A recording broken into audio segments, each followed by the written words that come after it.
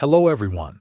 Today I will walk you through how to return an online purchase at a Walmart store. First, open the Walmart app or visit the Walmart website and sign into your account. Go to your purchase history and find the order that contains the item you want to return. Select the option that says Start a Return. Next, select the reason for the return. This can be something like the item did not fit, arrived damaged, or you no longer need it. After choosing the reason, select the return method. Make sure to choose Return to Store. Once this is done, Walmart will generate a return QR code or barcode for you. This code may appear in the app or be sent to your email. Now prepare the items you are returning.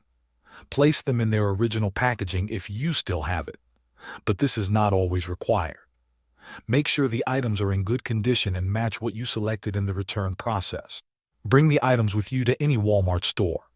You do not have to go to the same store where you usually shop. When you arrive at the store, go to the customer service desk. Let the associate know you are returning an online purchase. Show them the QR code or barcode on your phone or from your email.